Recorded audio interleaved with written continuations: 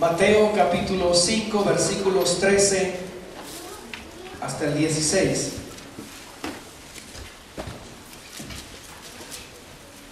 Mateo está en el Nuevo Testamento, amén. Es el primer evangelio del Nuevo Testamento, amén.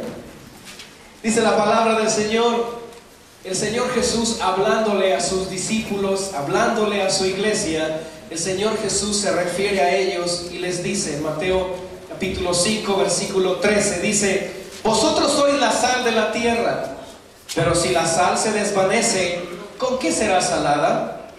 No sirve más para nada, sino para ser echada fuera y hollada por los hombres. Vosotros sois la luz del mundo. Una ciudad asentada sobre un monte no se puede esconder, ni se enciende una luz y se pone debajo de un almud, sino sobre el candelero, y alumbra a todos los que están en casa. Versículo 16: así alumbre vuestra luz delante de los hombres, para que vean vuestras buenas obras y glorifiquen a vuestro Padre que está en los cielos. El tema en esta tarde, hermanos, es: el mundo necesita a la iglesia. El mundo necesita a la iglesia. ¿Sabe, hermano, que la persona que escribió este evangelio, Mateo, fue un seguidor del Señor Jesús? Era un hombre pecador, era un hombre publicano, era un hombre que vivía una vida que no agradaba a Dios.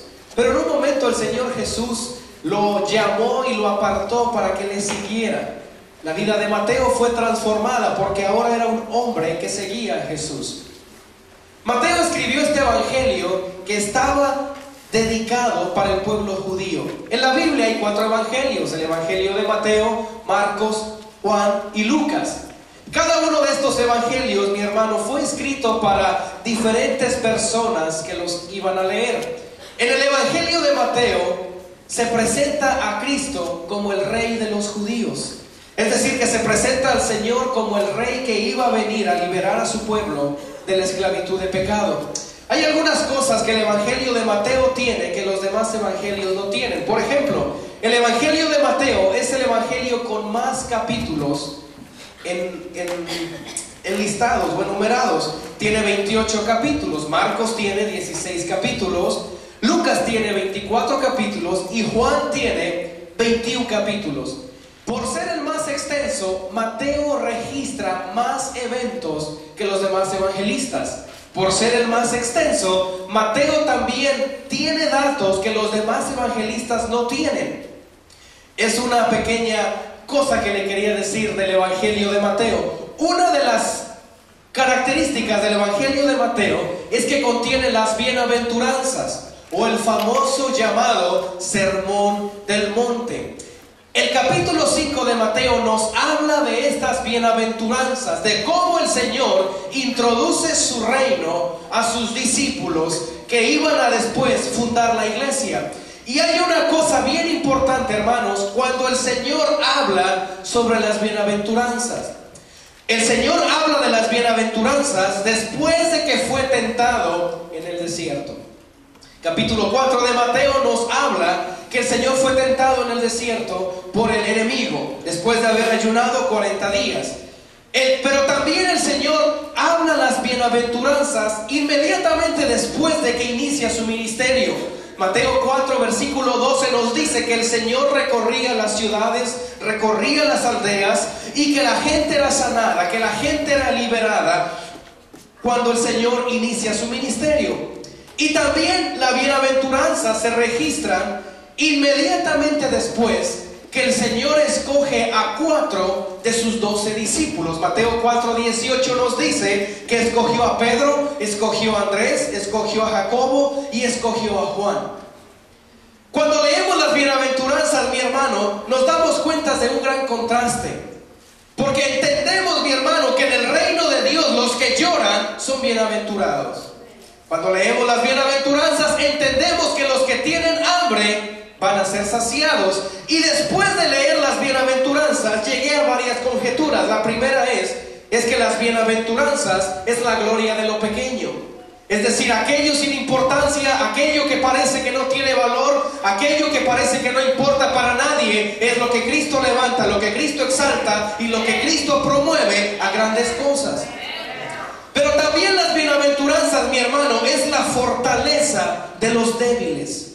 Y déjeme decirle que en el mundo en el que vivimos actualmente se exalta la belleza, se exalta la fuerza, se exalta el poder, pero nunca se exalta al débil, nunca se exalta al pobre, nunca se exalta al que pierde. Pero el Señor es un Cristo tan glorioso que vino a exaltar a lo que no tenía fuerza, vino a exaltar a lo que estaba en debilidad para que su poder se manifestara. ¿Puedes darle gloria a Dios?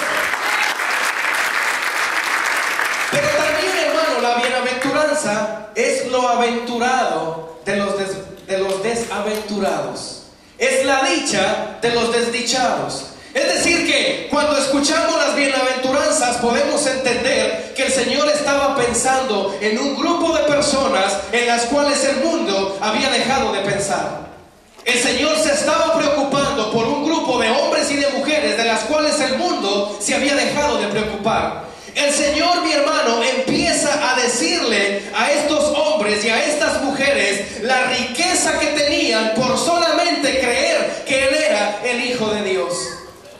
Me llama la atención el capítulo 5, mi hermano, cómo nos introduce Mateo al Sermón del Monte. El versículo 1, Mateo dice: viendo el Señor la multitud. Al Señor no lo seguía poca gente, amén. El Señor lo seguía en multitudes. Pero Mateo nos dice: cuando el Señor vio la multitud, hizo algo.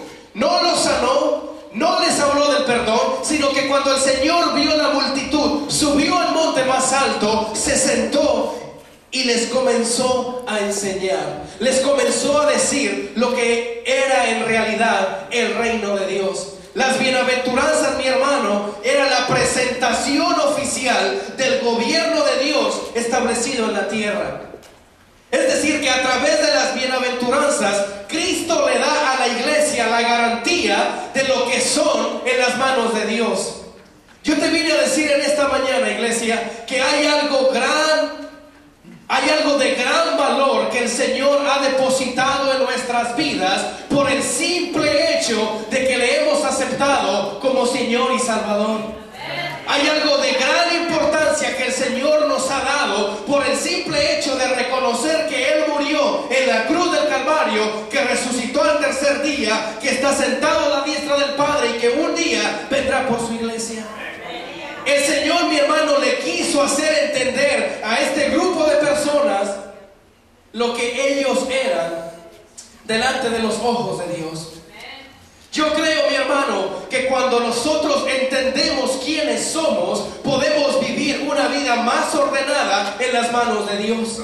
Cuando nosotros entendemos quiénes somos, podemos vivir una vida más eficaz en las manos de Dios. El propósito de las bienaventuranzas, hermano, era que la gente descubriera el valor espiritual cuando seguían a Jesús. Es decir, que el Señor no quería que el pueblo estuviera ignorante de lo que significaba seguirle a Él. Cristo no quería que el pueblo estuviera ignorante de lo que significaba obedecerle a Él. Las bienaventuranzas, mi hermano, son una anticipación de lo que el Señor le da a los que confían en Él.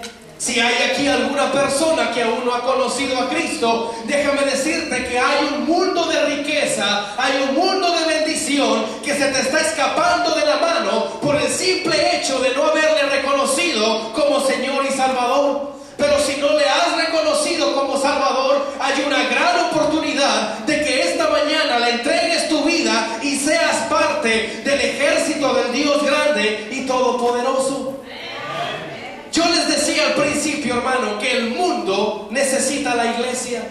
Y para justificar mi tema, hermano, le tengo que decir que la actualidad que el mundo está viviendo es una actualidad deprimente. Es una actualidad que da miedo, es una actualidad que hace llorar. Pero déjeme decirle, en medio